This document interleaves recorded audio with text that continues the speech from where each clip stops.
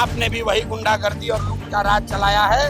बिहार के बच्चों के लिए, बिहार के लिए कुछ नहीं किया है, इसीलिए बिहार का वो दुर्दशा है। क्योंकि अगर कहीं जन स्वराज की सरकार बनी तो ये 100 भ्रष्ट नेता और अफसरों को जेल जाना है। कि लालू नीतीश मोदी से छुटकारा चाहिए, जनता का राज चाहिए, जन स्वराज चाहिए। हम नहीं कह रहे हैं, हम लोगों ने तय कर लिया है कि नीतीश कुमार का जाना सुनिश्चित है। नमस्कार, मेरा नाम प्रिंस मिश्रा है और आप लाइव सिटीज देख रहे हैं। देखिए, प्रशांत किशोर लगातार बिहार में बदलाव सभा कर रहे हैं। इसी क्रम में आज जो है खगड़िया पहुंचे हैं और एनडीए में जो है नीतीश कुमार ने सीटों की ऐलान कर दिया। उसके बाद क्या था, बिहार की राजनीति में एक भूचाल सा मचा हुआ। इस पर जो है कड़ी प्रतिक्रिया देते हुए प्रशांत किशोर ने कहा है कि हमें किसी चीज की जो है जल्दबाजी नहीं है, हमें हड़बड़ी नहीं है और निश्चित तौर पे हम आपको विश्वास दिलाते हैं कि आने वाले समय में जो है सफलतापूर्वक हम लोग जो है सीट शेयरिंग, सीट की फॉर्मूला को जो है तय कर लेंगे। वहीं तेजस्वी यादव को लगातार टारगेट पे लेते हुए उन्होंने कहा है कि हम जो है बालू से अवैध वसूली नहीं करते, हम लोग कट्टा नहीं बनाते हैं, इसलिए तेजस्वी यादव इस तरीके की बात कर रहे हैं। पहले प्रशांत किशोर क्या कुछ कह रहे सुनवा रहे हैं। ऐसा है कि नीतीश कुमार चाहे जिसका उम्मीदवारी घोषित करना है कर दें। जनता ने उनके और उनके दल और उनके गठबंधन की उम्मीदवारी को खारिज कर दिया है। लोगों ने तय कर लिया है कि नीतीश कुमार का जाना सुनिश्चित है। नवंबर के बाद बिहार में नई व्यवस्था बन रही है, उसमें नीतीश कुमार जिसको उम्मीदवार बनाना है बना दे, सबको हारना है।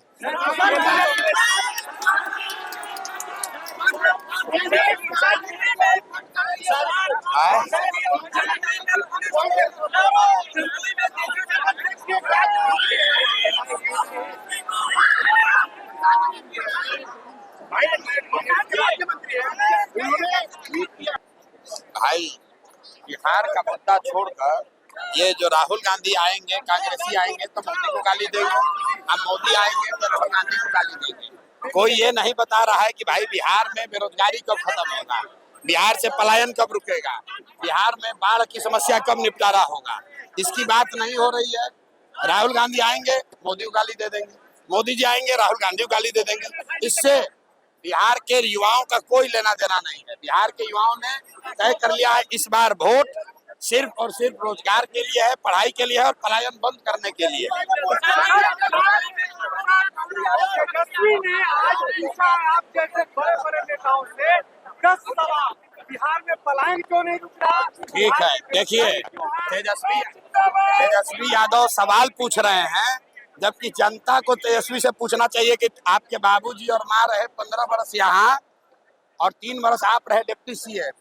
तो जितना सवाल पूछ रहे हैं, बिहार का ये दुर्दशा इसलिए है कि आपके माँ और पिताजी यहाँ 15 साल बिहार को गर्त में ले गए और आप जब 3 वर्ष उप मुख्यमंत्री हुए तो आपने भी वही गुंडागर्दी और लूट का राज चलाया है। बिहार के बच्चों के लिए, बिहार के लिए कुछ नहीं किया है, इसीलिए बिहार का वो दुर्दशा है।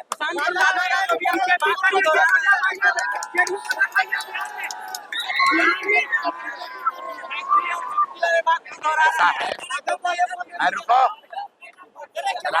हम बालू माफिया हैं।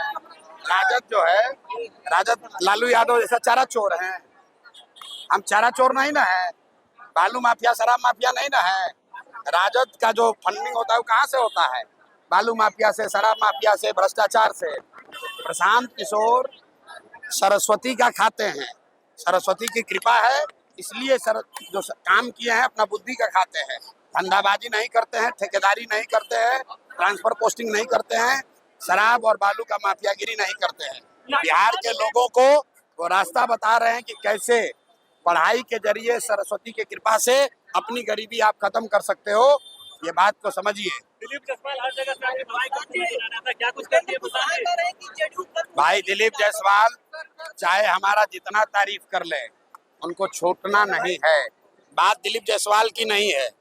बिहार में जो 100 सबसे ज्यादा भ्रष्ट नेता और मंत्री हैं, उनको मैं आग्रह कर रहा हूं कि आप लोग अभी से भगवान का पूजा करना शुरू कर दीजिए। क्योंकि अगर कहीं जन स्वराज की सरकार बनी तो ये 100 भ्रष्ट नेता और अफसरों को जेल जाना है और इनके परिवार से, आने वाली पीढ़ी से इनका एक एक पैसा वसूला जाएगा। तो ये बात, इसका नंबर है तो अभी आपको जब प्रेस करेंगे तो दिखेगा। जो भी भ्रष्ट नेता है, जो भी भ्रष्ट अफसर है, जन स्वराज की व्यवस्था बनेगी।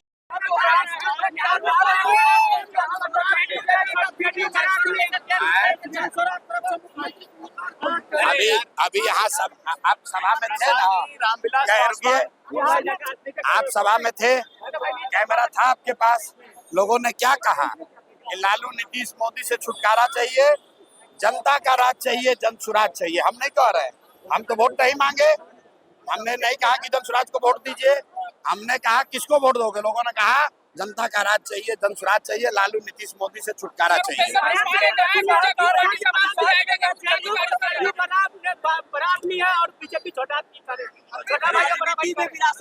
अच्छा ये बताइए कि कौन बड़ा भाई है कौन छोटा भाई है, उससे क्या आपको रोजगार मिल जाएगा, बिहार का पलायन बंद हो जाएगा? आप लोग भी पत्रकार हैं, अब फालतू का सवाल में उलझे रहते हैं। अरे किसी से पूछा कि भाई पलायन कब रुकेगा ये बताओ, खगड़िया में बाढ़ आना कब बंद होगा ये बताओ, बिहार में फैक्ट्री कब लगेगी ये बताओ, दूसरी बात का कोई मतलब नहीं। तो आपने प्रशांत किशोर को सुना ना, साफ तौर पे कहना है कि तेजस्वी यादव की जो उनके सरकार है, उनके पिताजी का शासन काल रहा है, उन्होंने जो है सिर्फ कट्टा बिहार में बनवाया। हम बालू से उगाई नहीं करते हैं, ना हम किसी चीज का दलाली करते हैं, ना जमीन हम लिखवाते हैं। लेकिन आने वाले समय में विधानसभा होना है, ऐसे में क्या कुछ बदलाव होता है बिहार में ये समय ही बताएगा। तब तक के लिए बने रहिए लाइव स्टेज पर। बहुत बहुत शुक्रिया।